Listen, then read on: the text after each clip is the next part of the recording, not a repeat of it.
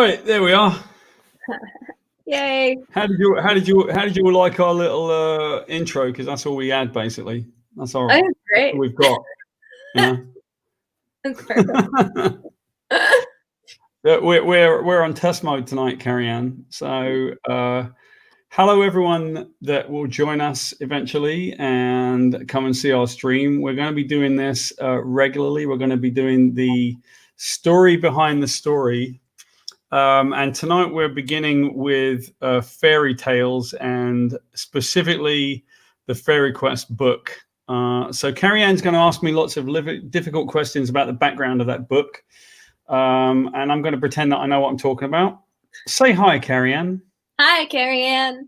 That's it. Hello. We worked out a long time ago that Carrie Anne should have been a dad because she does dad jokes all the time. I'm excited. This is our first episode, and it's going to be funny. I suspect it will be funny by accident because we don't know what we're doing, but we'll give it our best shot.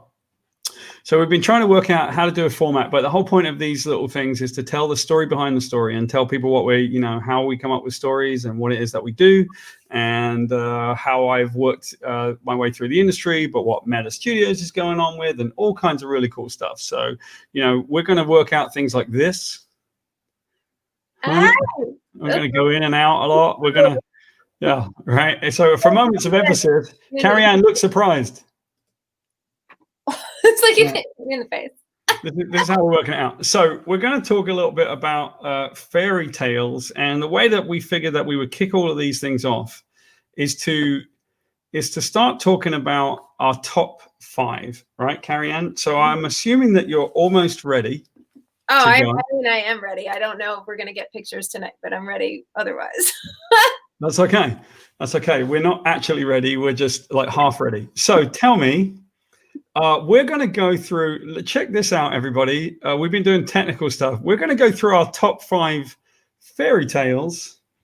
Carrie Anne, why don't you lead us through your top 5 fairy tales, starting with number 5. Look at that. Look at our cute little number. Whoa, wait a minute. I can't. Our cute little number 5. Look at that. Number 5 for me is The Little Mermaid, because I love mermaids, obviously. I really love the Disney version, actually, because it has a happy ending. But I also love the Hans Christian Andersen one that has a not so happy ending. She gets turned into sea foam at the end.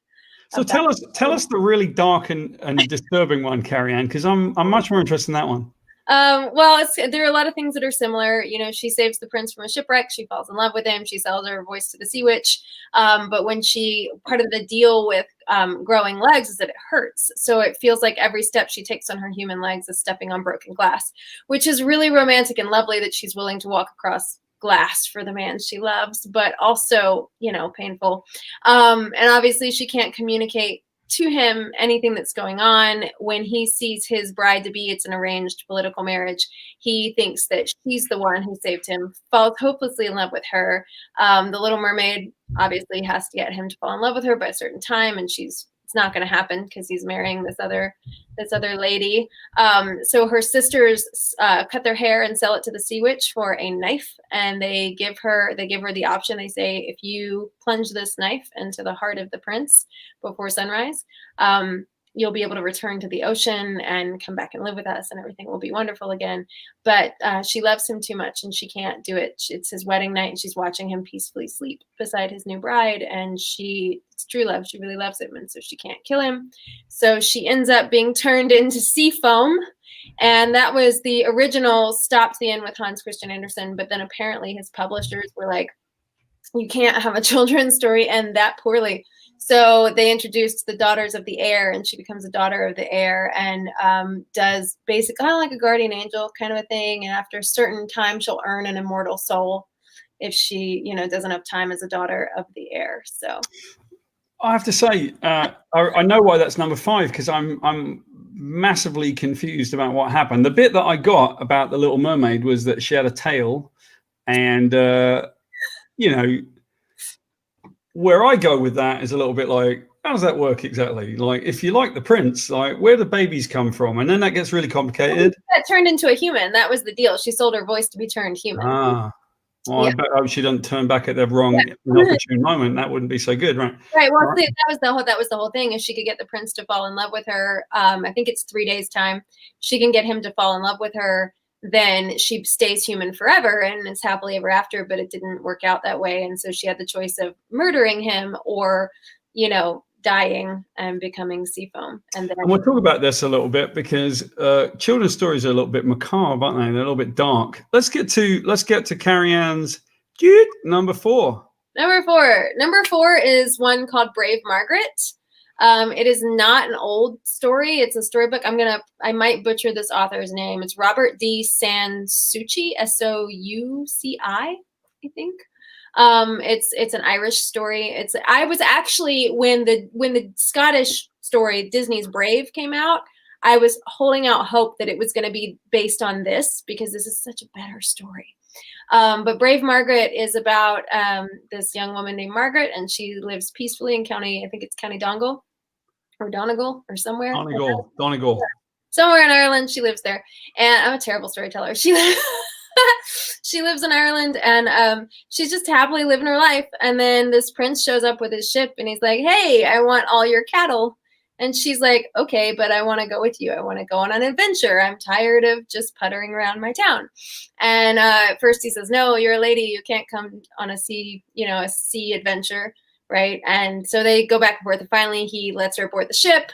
Obviously, they start to fall in love because it's a fairy tale. But then this big storm comes. There's a sea monster that's after the ship. She realizes that the monster is actually after her. So she sacrifices herself and gets into like a rowboat in the middle of the night and rows far away from the ship to save everybody on board. And then the storm kicks up and she washes up on shore at this like witch's cottage. And when she gets there, at first the lady's like, here's some bread and milk. Hi, come on in, like they always do. And okay, so let me stop you there. Why is it that like witches are like horrible, right? And they basically chop you up and like cook you and stuff. And every time a witch goes, "Hey, come on into my house," all the people in the story go like, "Yeah, seems legit." Right. Yeah, we'll get to that when we get to your top. We will get to that. Well, look, we got. But like the big thing about Brave Margaret that I love is that so she's there, the prince shows up, miraculously finds her there, and then the witch is kind of keeping the two of them in the thing, and you find out that she was using the girl as bait to get the prince because she feels like the prince can defeat this giant who stole her castle. There's a ring and a sword up by the mantle. She sends the prince off, but the ring doesn't fit him. He can't grab the sword. She's like, "Whatever, you're the hero, go get him." Giant kills the prince. Margaret sees that he's died. She gets angry. She rips the ring off. Guess what? It fits her finger. She grabs the sword. She goes to the castle. She like slices the giant behind the knees and like really, gets him and kills the giant. And then she finds her prince and starts crying. Her tears bring him back to life. And all of a sudden the old witch lady becomes young and beautiful again. And the castle becomes beautiful again. And everybody lives happily ever after. This is disturbing. This is a little bit like watching somebody. She slices him behind the knee. She basically takes his tendons out with a sword. He's a giant. He's trying to kill her. So much for his NFL career, though. I mean, he's never going to be able to be a running back because he's got his tendons all. He's dead. He'll never be a giant again, right? Okay, let's. It was a football joke. I knew you wouldn't get it. All right, trying not to necessarily confuse the hell out of us with everything. Right, we'll go to Carrie Anne's fairy story. Look at this, number 3. Look at that. This is so cute. Look at her little numbers. In the wrong hand. There we go. Like, ooh, there it is. Okay. My third one is Beauty and the Beast. But it's one of the older versions of Beauty and the Beast, not Disney's version. They did a movie in 2014 called La Belle et la Bête with Vincent Cassel and Léa Seydoux that is gorgeous. If you haven't seen it, it's the same people who did Brotherhood of the Wolf. It's lush and beautiful, and it's based on, I think the original author it's French. The original author is Villeneuve, and then I have a version that I love from Beaumont. But the thing that I love about the older versions is that it's not so Stockholmy. It's not so kidnappy. Well, there's just like she has more she has more agency. He's less of a he's still a beast, but he's less abusive, I guess. Like when It's not exactly, let me just be clear. It's not exactly a high bar to get to. Be less abusive than you were is not exactly like a love story that I think we should. I know. Well, hold on. So in this version, the thing that's different in the older versions is that like she's got sisters. There's more of a backstory there. The dad plucks a rose for her, but instead of the dad getting imprisoned, the beast lets him go home and says, "All right, but I want your daughter to come live with me, but you have to be completely transparent with her about it. It has to be her choice, and if not, you die." So that's a little extreme, admittedly, but. So he comes back home, he explains the situation to her. She is basically like, "I'll do it." And he's like, "No, I don't want you to." And her brothers, because she has brothers in this, are like, "We'll go fight the beast," and all this nonsense.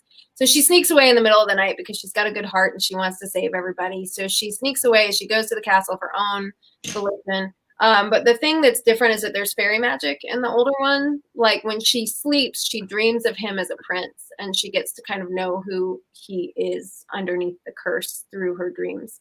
And so there's just, I don't know, it's just a better version. It seems a little much. I got to be honest. I feel like saying to the audience, if you're out there, like if you're confused by Carrie Anne's, well, it's not Carrie Anne's, right? If you're confused by these fairy tales, press the do not like button. And if you like them, press the like button. Then we'll get a bunch of like thumbs down because like nobody like I don't know. Oh, that's right. Yeah, we can't do thumbs. Well, don't do the thumbs down, but press the like button instead. Press the like button if you're confused. Press the like button if you get it. Either way. All right, quickly. Yep. Here we go. Carrie Anne's fairy story number 2. Look at this. Number 2. Oh my God, they're so cute. It's Hans my Hedgehog, which is from Germany, and Jim Henson's Storyteller did this on their show. It's a similar thing where you've got a guy, someone who's cursed. The short version is there was a farmer and his wife, and they couldn't have children. And the wife said, "Oh, I just want a baby. I don't care what it is." And the fairies were listening to her, obviously, and fairies are tricky and are like, "Haha, okay."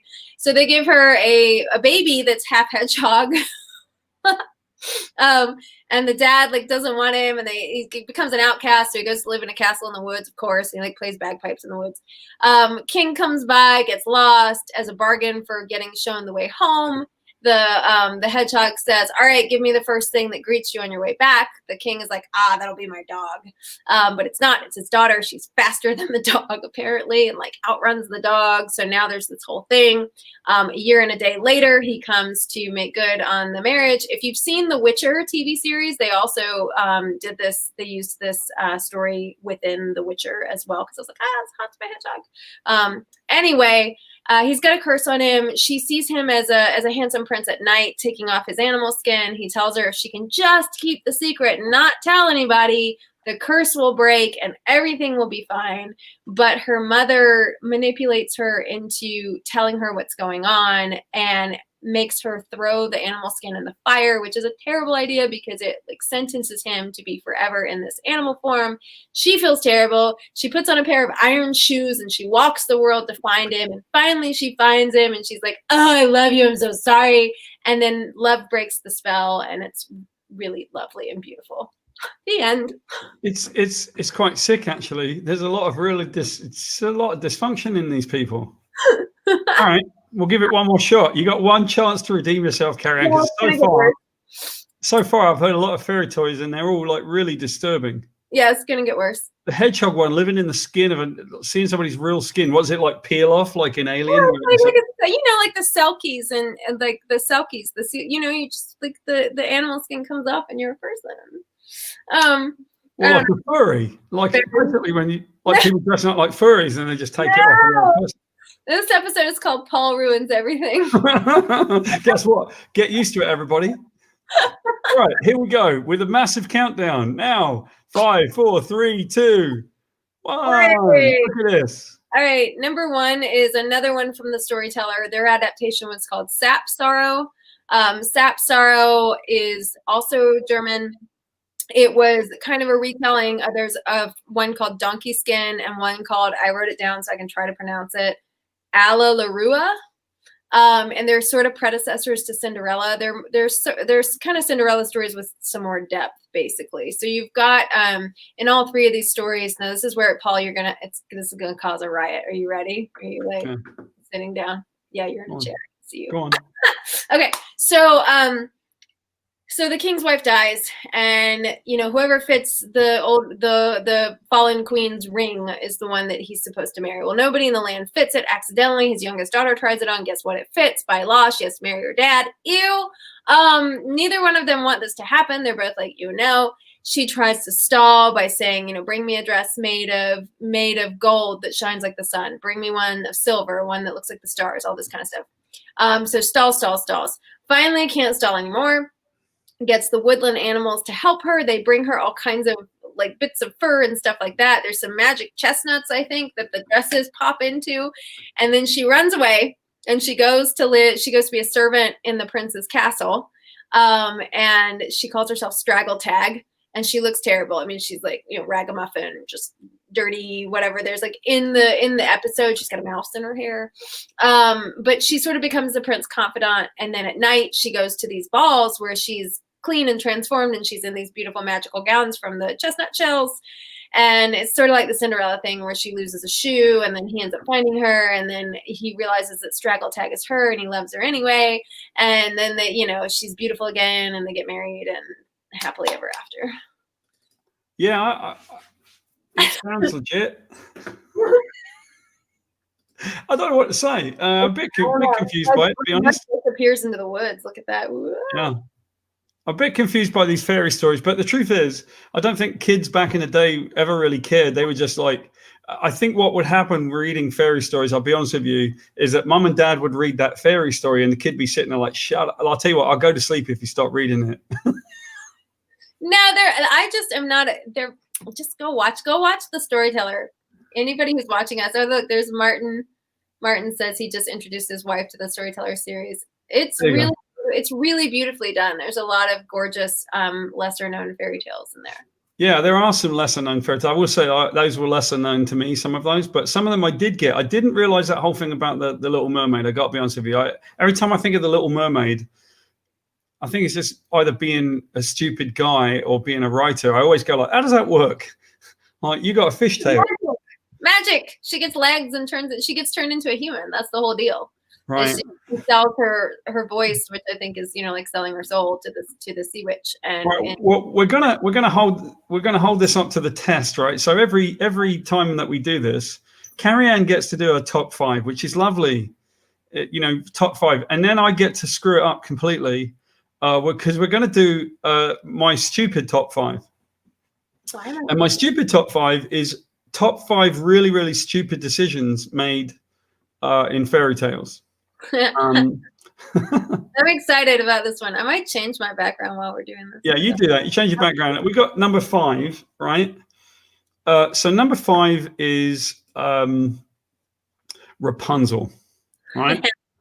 So we'll start with Rapunzel because it doesn't make any sense, right? So Rapunzel lives in a castle, or she's been put in a castle, and her way of apparently solving this situation was that she lets her hair down and lets some dude climb up her hair in order to get into the castle keep.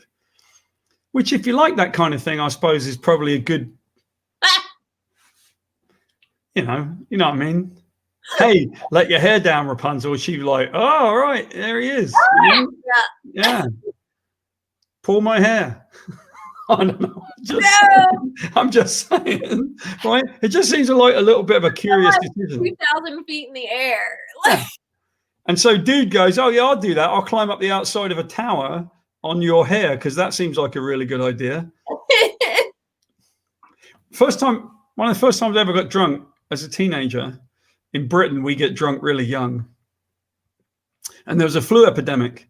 And I made an equally bad decision. I climbed up the outside of a hospital during a flu epidemic, and I got to the 4th floor, and then I knocked on the window with all the people laying in the beds. So I've done the Rapunzel. It's not all that it's cracked up to be honest. But anyway, yeah, so Rapunzel, dumb idea, stupid decision. All right. Whoa, number 4.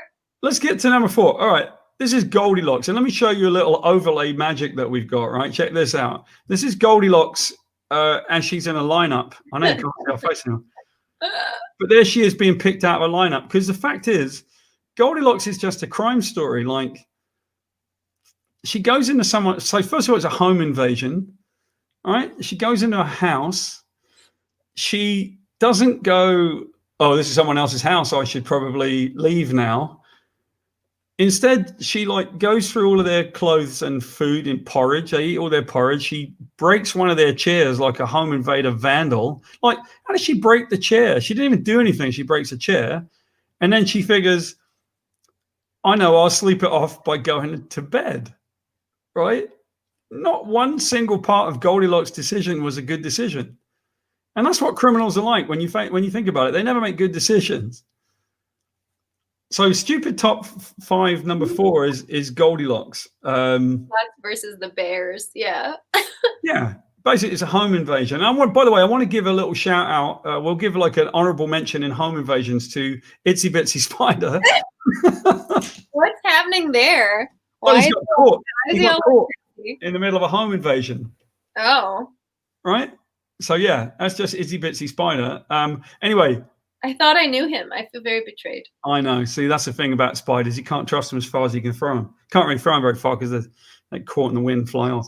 All right, so let's see. Who have we got? Well, I can't even remember who we did now. We did Rapunzel and we did... Did Rapunzel? We did Goldilocks, right? We did Goldilocks. All right. Let's go to number 3, Snow White. Yeah. Right? So just explain for the benefit of everybody what the point of Snow White is, because, you know, it doesn't make any sense, right? So if I'm not mistaken, she's sort of hanging around at a place and some old lady shows up with an apple and says, hey, little girl, why don't you eat this apple? And she goes, okay. Right. Like, that makes no sense to me because she's like hiding from her wicked stepmother. She's hiding from the huntsman who tried to carve her heart out. And she's chilling in the forest with these 7 dwarfs. And then some like craggly old lady is like, excuse me, would you like an apple? And she's like, oh, this seems like a fantastic idea. Yeah, good idea. Poisoned. Yeah, tremendous idea. No. In other versions too, there's other versions where the lady is selling laces and she laces up her, oh, look, she looks like me. Yeah. Selling laces and she like laces her up too tight and suffocates her. There's a poison hair comb version, but all of it's bad. All of it's like some craggly, you know, janky old lady comes to your door in the middle of the woods when you're on the run from people trying to murder you. Don't take what they're offering, especially if it's free. You know, Carrie Anne, I'm a parent, right? I got 2 kids, and like pretty much the first thing that I say to my kids is, "Don't do stuff like that." Right? Don't do drugs and don't open the door. Don't do drugs and don't open the door. Some old lady with a nice red apple that says, "Would you like to eat this apple?" And if you at least open the door, don't take the apple and don't eat it. Right? It's pretty. One of the rules, like this is one of the rules of fairyland in general. They say if you ever find yourself in fairy, never to eat the food because you'll get stuck there forever. Or in Snow White's case, you'll be stuck in a coma. Don't eat the food. Don't eat the food, and that seems pretty obvious to me. So moving along, right? I've actually got something that you'll find funny. He's a Snow White is a crap mix of the Eden bit and the Bible. Right, moving along. Let's get you to number 2. Let's get you to really, really bad fairy tale decision number 2. All right. So this is Cinderella, and this is my feeling on Cinderella, right? So we'll sort of like show you a little bit of Cinderella. Hang on. Yeah. I always thought that Cinderella was really funny because she basically goes, you know, let's get rid of this 3 on. So this is from Fairy Quest. Like Cinderella is a poor washer girl or washerwoman or whatever it is that she is. And someone goes, hey, do you want to go to a party? And she's like, yeah, absolutely. I want to go to the party, meet the prince, right? All of that is stuff that we all did when we were teenagers. I'm in. I can buy into that story so far. Until you get to a certain point, that's not a very good idea. And the not very good idea is, yeah, you've got to be home by midnight. You ever go to a rave? I mean, did you ever get like messed up on ecstasy and go to a rave and then go, oh, it's midnight, I better leave? No one leaves a party before midnight. And she goes, yeah, I'll do that. And then the whole thing goes to crap. Especially if like time has melted around you. You know, like how do you know when it's midnight? Exactly. It's not the best. It's not the best idea in the world. And here's what I think. So I want to show everybody like a funny little thing that we did. This is my great friend Chris Marino, who's one of the most talented people that I know. And Chris and I were working on like fractured fairy tales, and he came up with this great idea for Cinderella as a criminal. Let's see if we can share the screen. So this is Cinderella when she gets cornered, and she takes her glass slipper off and she smashes it. And now she's got a bottle. It's the best. Like, I guess one thing I've gotten quite used to over the years is messing up fairy tales. But there you go. That's kind of what I do. So yeah, bad decision. Number whatever is that should have been number 2. I think you're down to number 1. Am I down? That was number 2. Yeah, I know. You had the number 3 up there. So look, well, I put number 2 up then. Guess what? My number 2 was Cinderella. Yay! Number 1. Sorry. I think the number 1 is obvious, right? And I don't know if anyone. Let's have a look at the comments for a second and see if anybody's got any idea. Hey, look, hey everyone, how's it going? Right. All right. So right there, listen. Martin goes, Snow's the Eden bit in the Bible. You could be right, Martin. You know. Stephen, is this on a book coming out? Yeah, a lot of this is in Fairy Quest, which we're about to talk about. So yes, absolutely. Excellent. All right, there you go. Stephen's from Belgium, in Belgium at least, I should say. And I guess the people can we see the people that are commenting on Facebook, because there's probably people commenting on yeah, I think Stephen just commented on Facebook. It looks like he's going. All right. Yeah. All right, so here's the number 1 stupid decision in fairy stories, and I actually think that everybody could guess really easily, right? But it seems to me that the dumbest people in fairy tales, and we covered this, are the people that say yes to the witch, right? Now, how dumb could you be? How much more dumb could you be than Hansel and Gretel, who say, "Hey, you know, there's a house full of candy. Let's go inside it uninvited. What could go wrong?" Right? Like, isn't every horror story that you've ever seen a clown with like candy going, "Hey, why don't you come down my drain," or whatever it is, wherever the clown lives, right? And they go, "Oh yeah, let's do it. Let's go inside the clown place or the house or whatever they call it." That seems great. It seems absolutely stupid. So you know, there you go. My top number 1 stupid decision in fairy stories is Hansel and Gretel. There's so many.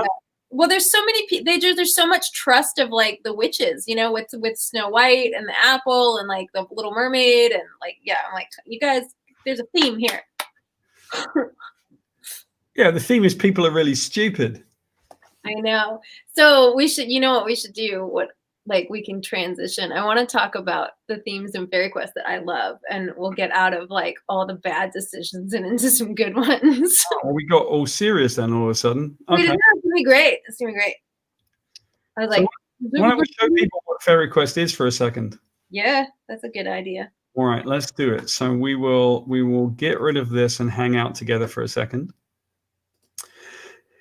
And let's show people what Fairy Quest is, because this is kind of the lovely stuff. What we want people to see is our book that we're doing right now. We're up on Indiegogo, which is kind of cool, but this is the story behind the story. So there's actually a way in which this thing was created. This is Fairy Quest. Now, I want to show everybody first, actually, before I get too much deeper into Fairy Quest. We will find. No, we won't. Yes, we will. Yeah, we'll find the first page. That's the deal that I want to show, because actually, Fairy Quest begins with my wife, Melinda, and our little boy Jack. Now, Jack is, as you know, is now 14 years old, and he's got like his voice is broken and all that. But this was him when he was a little kid. And the story begins with Melinda reading to Jack, and she's reading Snow White. Hello. She's reading Red Riding Hood and the Wolf. And so the story shows Red Riding Hood and the Wolf kind of doing their thing, and the wolf chasing Red Riding Hood through the forest. And what you find out is that secretly they're best buddies. So we kind of flipped fairy tales up on their head. So that's the premise, is that Red Riding Hood and the Wolf are best friends, and they love each other very much. Now, ask me difficult math problems, Carrie Anne, about the book. If a train leaves Fablewood at 42 o'clock and the answer's 42. Oh my gosh. No, I love Fairy Quest. I think it's really, there's a lot of stuff in there that's really relevant right now. Do you want to talk a little bit more about what it is before I talk about that, or let's delve into the difficult questions. Let's talk about the relevance and all the stuff. Yeah, I feel like just a lot of noise in the breezeway all of a sudden. I feel like it's really pretty relevant now. Just there's a lot of themes in Fairy Quest that kind of won me over when I first read it, and then just as much as I've been working with meta and learning more about it, and just all this, I don't know, like one of the things about it to me, because you've got these fairy tale characters that are they're supposed to tell their stories, and they're not supposed to deviate from the stories that they were given. But Red Riding Hood and the Wolf have the courage to do that and to run. There's Grimm, he's the villain. Yep. He's part of the thought police, the think police, not the thought police, the think police. Yep. And they track everybody down who doesn't tell their story correctly, and toss them in the mind eraser, which gets really Orwellian and scary. But one of the things that I love about Fairy Quest is that I think a very strong theme in it is being brave enough to tell your own story, that you don't have to live the hand that you were dealt. You're in charge of your destiny and your fate and your happiness. And I love that Red just goes for it. You know, she and the wolf just tear off, you know, for a real world where they can be themselves. And that's the adventure of the books. Well, as a reminder, right? So to anybody that's, you know, I know that we got Rusty right here saying the artwork is great. Thank you very much. The artwork is currently available if you go to Indiegogo. We have the book up on Indiegogo right now. So it's been on Kickstarter, and it's currently up on Indiegogo. So if anybody wants to go find it, it's available. We're doing the new book right now. If Amario is still there, maybe Amario, you could put the link in the comments. Yeah, because we're not technically capable of doing it, to be quite honest. To be fair, Carrie, neither you or I has any idea how to do this. Nope. We're learning, but yeah, Amario, like, Amario, if you're out there, will you put an Indiegogo link up? Yeah, we're the face, and by we're the face, I mean Carrie Anne's the face. I'm just here, you know. I shouldn't be the face. Carrie Anne could be the face. One of the things that's sort of going on in the world, and everyone knows it, right, without getting too much into it, is we're a little bit fractured and we're a little bit miserable, and COVID's a bit tough, and politics is horrible, and, you know, people don't get along very well. And what seems to be the way in which it will change is when people think for themselves and do their own thing. You know, like when everybody turns into a punk, it will start working again. And, you know, so in that story, as much as it's a children's story, and we acknowledge that, it's very much a story about friendship in the face of adversity. Like Mario caught up. Mario's going to post the link. I love it. Yeah, and I also feel like one other thing that's in there that I love is that it's about finding friendship in unlikely places with people that are different from you. Yeah, people that are different from you, absolutely. And so, you know, the wolf and Red Riding Hood are not supposed to be friends. So they live in this really kind of fascistic environment, which is really cool. I'll show you guys this. So this is the world of the stories. And as you can see, they have, you know, they have the think police everywhere on every corner, and they are made to keep their story straight. So they have signs everywhere, just like 1984, that says, like, do not deviate, keep your story straight, you know, do what we tell you to do. And Red Riding Hood and the wolf don't want to do it. They want to be friends, and they're stuck in the story that they almost like don't want to be in, you know. But look at the beautiful art that Humberto did. This is Humberto Ramos with colors by Leonardo Olia. And look at the rain and all the effects and everything. And you just kind of love the two characters, because she loves them so much. She brings him a little blanket, but look at poor Wolf at the end. I know. Well, he's sleeping out in the rain because that's the story. And I love this moment. I love that, you know, you see her come out and she's being very kind to him, and then you know, they end up tearing off to go find a better way of living. Yeah. So one of the reasons that the wolf sleeps, he sleeps out in the rain, and he always sleeps he always sleeps facing danger because, unfortunately, he has lost his wife and his children, like his vixen and his cubs, to the very same hunters they have to do their story with. So she just feels this tragedy, right? That like it doesn't seem fair to her that the wolf is made to kind of like be sad every day. Every day he has to get killed. Every day he has to get caught by the hunters, and she hates it and she doesn't want it for him. So what she decides to do, and what she's actually part of a subversive group. So these are like an underground group, and they're actually in the shoe, you know. So you see these things that says like deviators will be prosecuted, and this is the old woman who lives in a shoe, and they have a group of people who are subversives, and they're all like reacting against their story. So this is Cinderella. She doesn't love the prince, and you know, Red Riding Hood and all of that kind of stuff. And so they're basically kind of rebelling and saying like, we don't want to be in our story anymore, which is kind of cool, you know? Yeah, well, it's nice that you sort of see this gathering of like-minded people that are, so it's funny because it's like a support group, you know, but it's, I don't know. I love that they're all like, yeah, let's get out of here. Did Amario did supply a link, I think, but where's that link exactly? I don't see the link. Somebody says thanks for the link, Amario, but I don't see a link. Yeah. I see Amario saying get fairy quest here, you guys. Maybe we can't see the link. I don't know. Oh, I never said we weren't confused, Carrie Anne. We're always confused by doing this. So, you know, we'll try to get better as the weeks go by, but at the moment, But confused. That's our MO. Yeah. Being confused is really my job, to be honest. Looking confused is my job, especially. And Carrie Anne, of course, is not at all confused. She knows what's going on, but she's not going to. So we have to be a moderator to post a link. Well, then at that point, I suppose it would be important for me to go and find the link and post it because I am a moderator after all. I'll go do that for you. Stand by. Carrie Anne? Talk about something. You're up.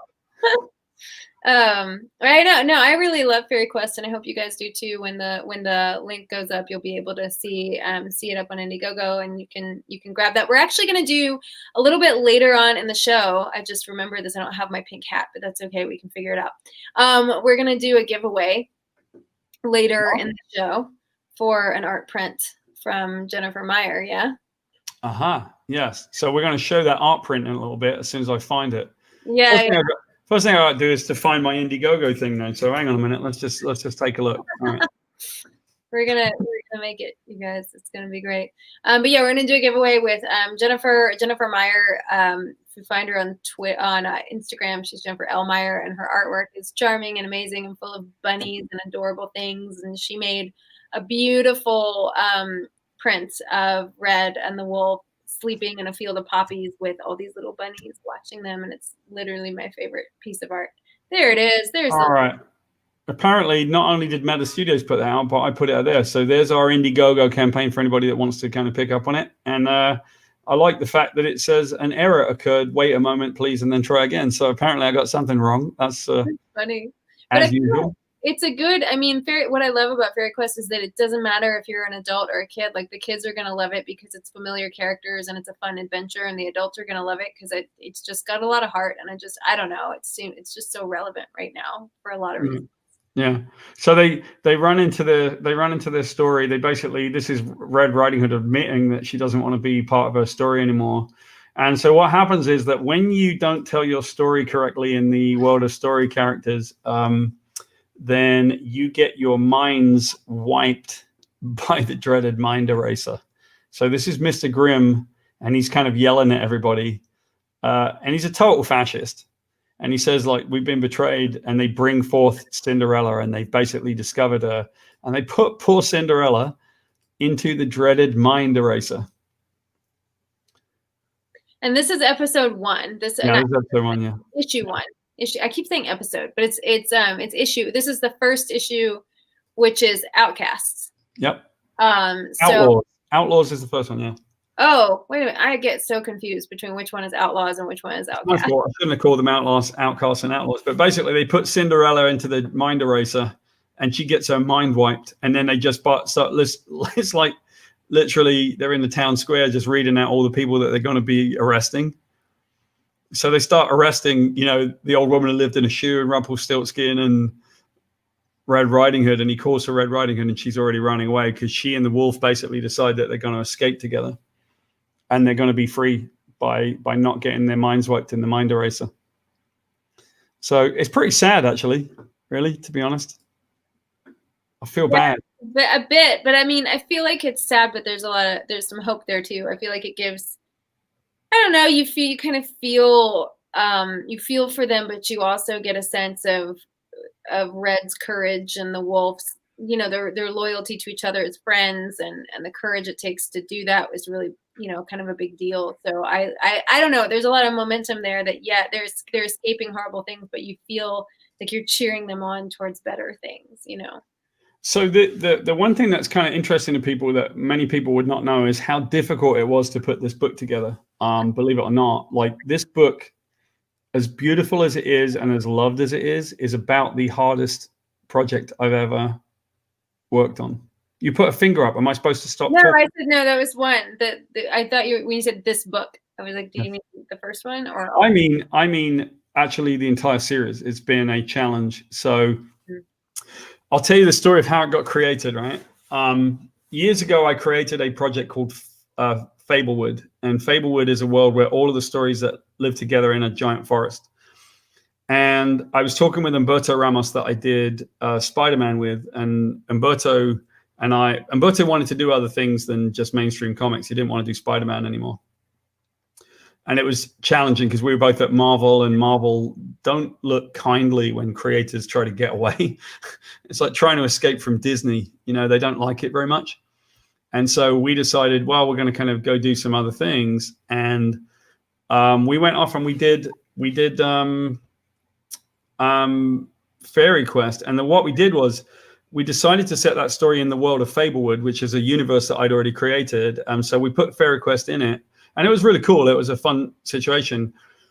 But as soon as we did it, the first publisher we had was in France, and they cut out. The second publisher we had started a contract with us. We did half of the artwork, and I'd written the entire script, and it came time to pay us the first time. And not only did they not pay us, but at one point it got so crazy with this publisher, because this is the life of being a creator, right? It can be really challenging. And what happened was that we started doing the book, and they basically said to us, here's a check, and here's a photo of your check. We just want to let you know that the money's been wired and it's going to be with you any second. And that money never came. And Humberto and I were struggling at that moment to work out, like, what were we going to do? Because now we're on our second publisher. We also had a publisher in the United States, and we had published a book with them previously. And frankly, it wasn't working out. So now we were sort of like without a publisher in America. And yet this book is so beautiful, right? And so you get this book that is so cool, and it looks so nice, and it's bloody cursed, right? It's like got its own curse all over it. We got tired of that. You broke it.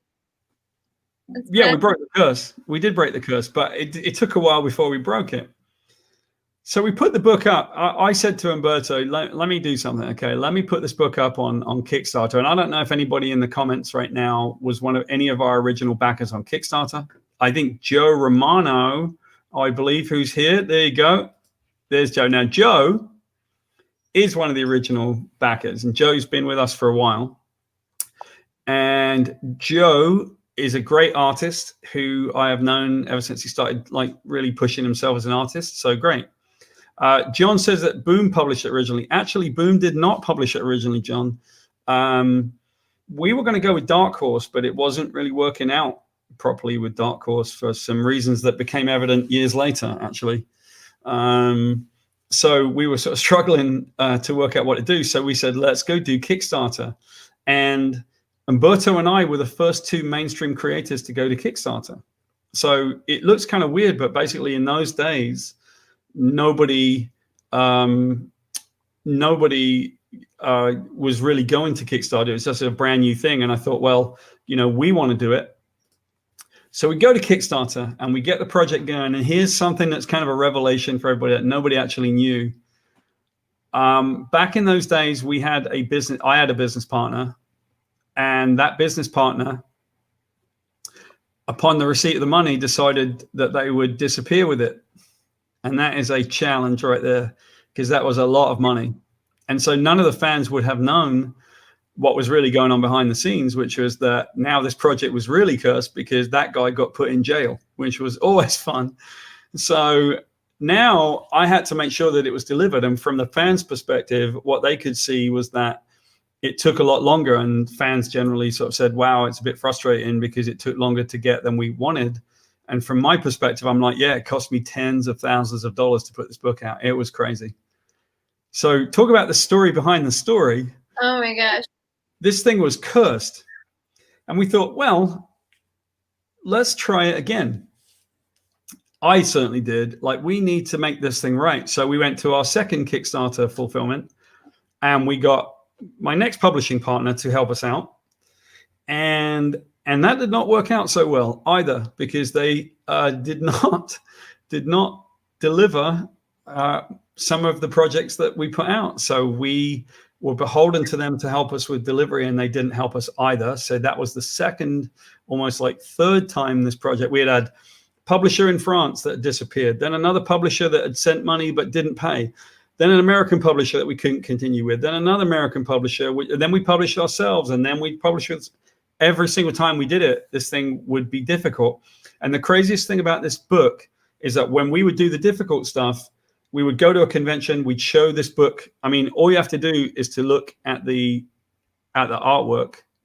All you have to do is to see this, and you realize how gorgeous this project is, you know? Oops, let's do it that way. And let's get rid of this thing. I'll learn this in a while. This thing is an amazing book. And yet it was cursed, and it was cursed, and it was cursed, and we couldn't stop it. It felt like a runaway train where we just couldn't stop it from being cursed. And the only way that we realized, there's a French philosopher, Jean-Paul Sartre, and all of my business partners and people that know me know that it's my favorite quote, even though it's not a very positive one. And the quote is, hell is other people. Because the truth is that once you take the power in yourself as a creator and you go make it happen, that's when you succeed. And every time that you really throw yourself to rely on other people in terms of some elements of the professional side of this business, it doesn't work out so well. And so ultimately, when we got, Joe says all the hard work paid off. Beautiful book, great story. That's great, Joe. And Joe knows, because Joe bought into this book a long time ago. And so I kind of, worked with Joe on his own work. And now out there, Joe, that your adherence to your craft is and your love for the book is what makes it work. But reliance on other people, man, you can't always rely on other people. You have to rely on a team of people that you trust, not people that you don't know. And so the crazy part about this book, as beautiful as it is how much difficulty it's had in its publishing, and how sideways that publishing has gone over so long, Carrie Anne. Do you want to sort of talk about, like, get back a little bit to the story of where it goes in, like, the second and third book, or maybe, like, we had a really successful Kickstarter recently for the third book, which is exciting. Yeah, we did a Kickstarter so that we could do part 3, and the Kickstarter went very well. And we morphed the project to go over to Indiegogo so that people can find it there. People can just buy into the book. So ultimately, if anybody missed it on Kickstarter, we could supplement it by putting it over on Indiegogo, letting it stay there, letting it get delivered from there. And we're going to leave it up on the in-demand function, because Kickstarter doesn't really have that. So we'll leave it up on in-demand for a little while, and anybody can go buy the book. And so yes, it's currently very successful. We're really happy about the fact that we're going back to print. It hasn't been in print for a really long time. But the saga of Fairy Quest, like the travel of Fairy Quest, is been one of the most challenging things that's ever happened to me in my entire career. Crazy. Yay. it's okay. It's okay because Well, I'm glad that, but we're here now. And like, I think that it's, I'm grateful that you guys stuck it out, and stuck with it. I think that it's a beautiful story. I'd like to hear more, and I bet other people would like to hear more too, just a little bit more about the story, like the other two books. Sure. Like this one, they've made this is the decision to go. And one of my favorite scene in the first one, I don't know if you can scroll and find it, is Peter Pan. I love her interactions with Peter Pan. Yeah. So I'll show you a little bit of Peter Pan. Yeah, absolutely. So they come upon. And Hook. Hook is gnarly. Yeah. They come upon Peter Pan. They get kind of trapped, and Peter Pan, they get to his world, and this is him and the Lost Boys, which I just love the way that Umberto drew the Lost Boys, like with a little catapult in the background. Yeah, so cool. I like the one with the wolf skin on. That's like a little wolf skin on. Yeah, that little kid. He's cute. Yeah, they're really good. The Lost Boys were incredible, right? And so they kind of basically interact with Peter Pan, and I feel like you guys sort of returned to the original nature of Tinkerbell. If anybody's read J.M. Barrie's Peter Pan versus Disney's Tinkerbell, OG Tinkerbell was not so nice. She tried to kill Wendy, yep. And I feel like Tinkerbell in this story in Fairy Quest is closer to the original Tinkerbell. I don't know, and her, like, Billy Tucci did a variant cover with Tinkerbell that's just badass. Like, it's so beautiful. Yeah. I should bring that up, and we'll show you. Actually, that's what I'll do is let me go find that, because I always have to go kind of searching for it. But yeah, we got Billy Tucci to do this incredible cover. It was the best, and Billy's a good friend, and he's such a talented person. But I sort of said to him, man, I really think that Tinkerbell is your kind of character, man. Like, it just seems like your kind of person. So as you can see in what we got right now, you can sort of see, what we drew Tinkerbell like. She's let's see where she's dressed. You can't see her very easily there. Let me just find her elsewhere. Where she is with the boat and stuff. I think you can see her a little bit better. Yeah. Maybe if you point out. You can see her right here. There she is. She's really grumpy, and she's kind of sexy. It's a little different. Sexy. Yeah, she's a little sexy. I mean, she wasn't wearing much. Hello, Jasneet. She's a fairy. Jasneet's an old friend. There you go. Hey, Jasneet. Good to see you. Thanks for coming by. So yeah, we had this really cool thing, but let me show everybody what Billy Tucci's was, because his image was just tremendous. We had said, Bill, I think that this is like something you were kind of like born to draw, I suppose, or we were lucky enough to get him to do it. So let me show everybody what it looks like. Here we go. This is Billy's cover, and I'll just kind of blow it up a little bit so people can see. Oh, good. Look at her. She's just such a badass. Yeah. Isn't that great? The color is beautiful too. Yeah. And our colorist Leo did a really interesting thing with it. He really brought out a lot of contouring and stuff like that.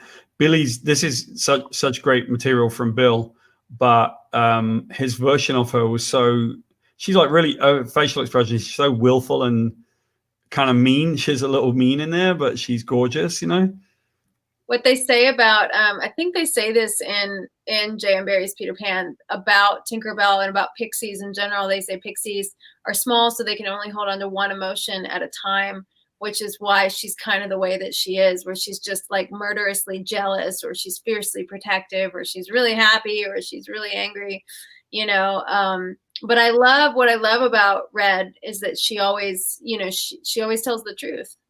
Yeah. And she's not afraid. Like her encounter with Captain Hook, if I were a little girl and I was faced with this gnarly version of Captain Hook that you guys made, I'd be pretty scared. But she's like, hey, you can't talk to my friend that way, and you better stop it. And he's all like, why you can't see my hook? No, he's got two hooks. He's like a hookaplegic. Yeah, Hook is mean. Hook is the Captain Hook that we did was pretty unpleasant guy. What we did was we sort of set it up so that basically Hook is he has I'll bring that sequence up right here. So Hook is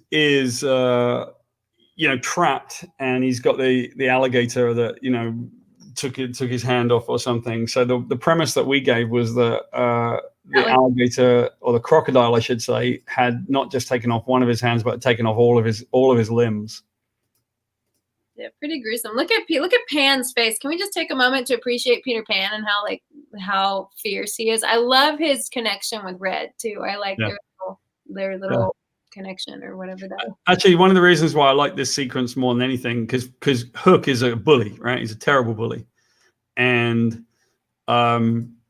one of my favorite panels from the book has always been this one in the bottom right here. Yeah, this one. She says, "I want a straight answer, Mr. Wolf. Mister, my wolf knows when people are telling fibs, and he eats them." Yeah, I know. That's what I was talking about when I was like, man, she's not messing around. She's not afraid of him. She's really defiant. And I've always loved this particular image. It's like one of my favorite images to put anywhere, because the moment you see that with her standing there and the wolf backing her up, I'm like, that's really cool friendship. It just, the artwork tells the story, When they're so expressive, I don't know. It's pretty incredible. On that, but yeah. When they're so expressive. So I didn't realize we're learning, everybody. What are you not realizing and learning? Well, forgetting that there's covers and all kinds of stuff all over our screens. I got to take them off, Oh, okay. I was gonna say we're not seeing any of those things. It was just funny. I was like, what's happening over there, Paul? But yeah, I don't know. Can we? I was like, I don't know how long we're supposed to go. We're going to go up for about another 2 or 3 minutes. So I suppose that we're going to get close to our. Do we have a competition right here, Carrie Anne? So I need to get a pen and a piece of paper, and this is how it's going to work. Do you want to pull up the print? I will pull up the print. So and it would be worth it to talk just a little bit about. Maybe we go a couple minutes over. Talk a little bit about the second book and the third book, or even just the third book, just to give people an idea of where the worlds are going. Like they've run away in the first book, and now where are they in the second book, and where are we in the third book? So in the first book, they decide to run away, and they get far enough away that they realize they go into the dark forest, and they're going to go through the dark forest. In the second book, they encounter the world, and they realize that it's not as nice as they wish it was. Like Rapunzel is not very pleasant, and some of these other, and they're being chased by the Think Police. But they run into a map maker that tells them you can get to a place called the real world. You just have to go along the yellow brick road in reverse direction to freedom. So they follow it along, and they have these adventures, and they get to their point, and then they encounter Dorothy from the Wizard of Oz. And by the time they get there, they're on the outskirts of the children's realm, and it's like the Wild West. And Dorothy's kind of like trailer trash Dorothy. Like she treats them really badly. And in the third book, what we're doing a little bit is we're showing how basically they go through the worst of it, and they get to Wonderland. And so one of the things, Wonderland is completely broken. Wonderland is falling apart, and they don't know why. But everybody's in the caterpillar that they meet is now just falling into a crystal, is going into a cocoon. And the cat, the Cheshire Cat, is completely mental, and he's really funny, but he's very, it's very difficult to understand what's going on. But basically, in that area, the queens are the mob. Like basically, the Queen of Hearts is like Don Corleone. The queens and the witches are the mob, and they're fighting each other, and the whole of children's storylines being torn apart. And what you begin to realize is that it might be torn apart because Red Riding Hood and the Wolf are escaping their story, and it's tearing Storyland apart because they're supposed to tell their story. Yeah. Yeah. Do we have any? Okay. Yeah. No, I was like, do you have any artwork from the third book that we want to show? And also, like next week, same time, same place, we're gonna have Leo and Mike on to talk about the artwork and to answer any questions you guys have. So we'll be showing a lot more artwork next week while Paul's looking for artwork. Well, I can show you this because this is cool. We'll show everybody just a little bit of a teaser of what the new artwork looks like. So check this out. These are some of the newest pages. They're in black and white. But this is the bit where Red and the wolf kind of fall down the hole. And they're headed down to the bottom of the hole, and they find a looking glass ahead of them. So they kind of fall through this looking glass, and they break ground. And what they realize as they come to the surface is that they're changing. You see how Red Riding Hood is like beginning to look different? She's almost becoming more of a real girl, and the wolf is becoming more real.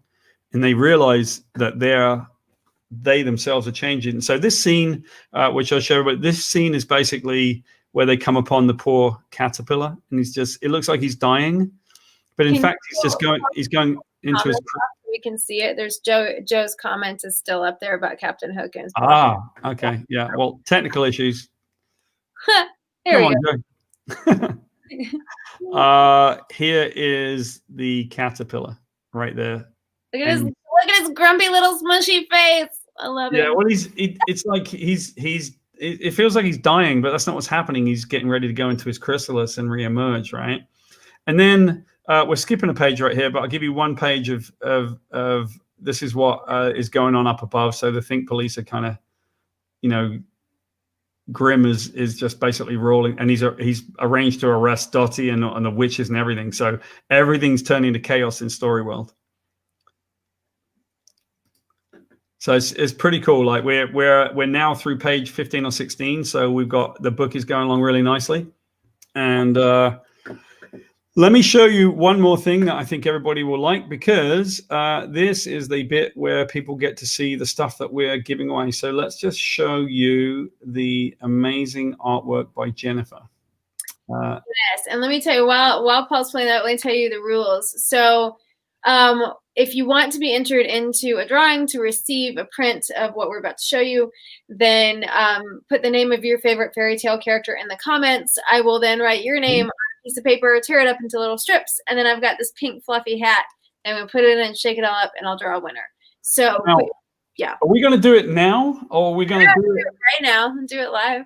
We're going to do it live. Yeah. I thought if people put their things in the comments below, if they watched it later, they have a chance. Otherwise, it doesn't seem fair. Okay.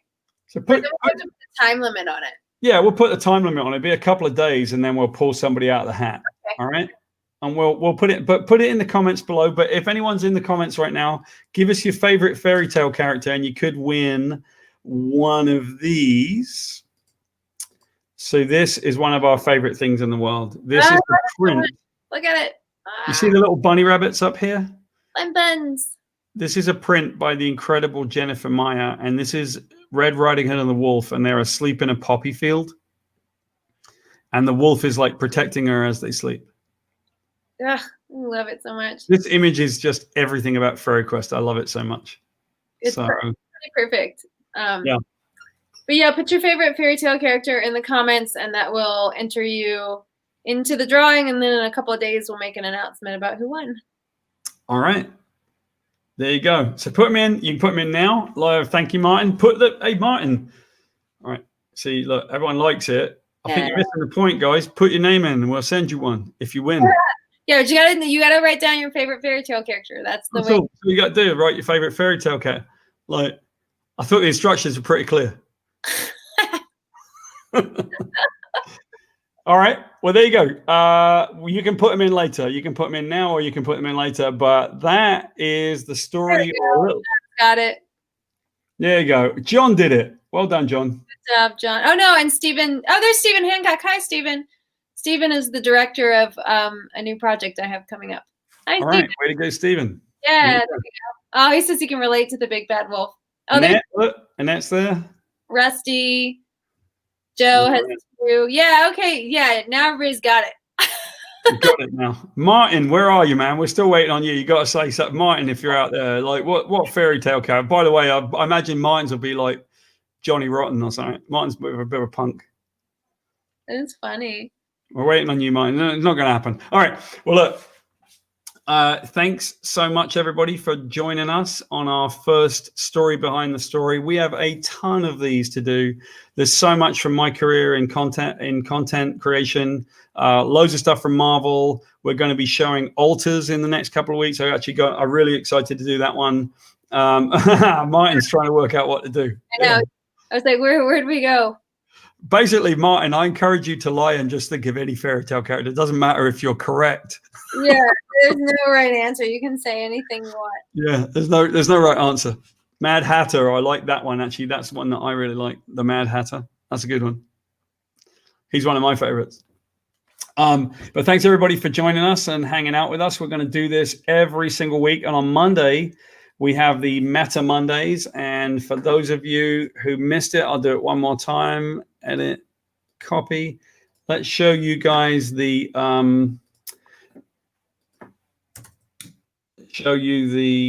link over to our Indiegogo project. If you guys want to follow it, if you haven't backed us yet, go over and check it out. See if you can find anything for us. And Carrie Anne, any final thoughts? I think we should be big for our final thoughts. Okay, let's go big for our final thoughts. Ready? Watch this. Woot! Woo! Go big or go home. Yeah. Right. Is that big enough, or do you want that? Oh, there we go. I don't know. That's kind of close. We have to coordinate our backgrounds next time so it looks like we're in the same space. Yeah, I know. Well, thank you, everybody, for watching. This was our first show, and it was crazy and fun, and I'm glad that you're all here. Thank you for your love and support. Speaking of that, please follow. This is our commercial that follows afterwards. Please follow us on social media. You can find Meta Studios on Instagram and Facebook. It's right down there. And please subscribe to our YouTube channel. Hit the subscribe button, hit the little bell so that you get notifications when we're going to go live. We're going to do this story every Wednesday, this show every Wednesday at 7 o'clock Eastern Standard Time. And then on Mondays, there's going to be the Meta Mondays show, which is all about what's going on at the studio and probably more shenanigans. I don't know. Yeah. Yay. Pippi Longstockings, does that count? Good enough. Oh my gosh, Martin, we need Martin's in. intervention. Martin's in. Martin came up with a character. That's about all we could expect, really. Well done, Annette. So Annette, you can't see this, but it came across my screen. Annette just subscribed to the YouTube channel. So a round of applause for Annette. Well done, Annette. Thank you. Make sure you subscribe to our YouTube channel. Press thumbs up and stuff like that. Yeah, and you want to ring the little bell too, so that ring the little bell so that you get notifications about when we put new content out and when we're live and things like that. Yeah, and don't forget to tell your friends to come watch it, because it'll be up on our YouTube channel, and they can enter to win the print and have fun watching the show that you saw first. Yeah. Every so often we'll be doing giveaways, or we'll be doing we've got this fun little game that we'll play next time called Guess What's Behind Me on the Green Screen. It's the best. It's my favorite game. I love it. All right. So thanks very much, Carrie Anne. And everybody, I'll leave you with the final thought. I feel more like I do now than when I first got here. Okay. See you later. Bye, guys. Good night. How do we get out of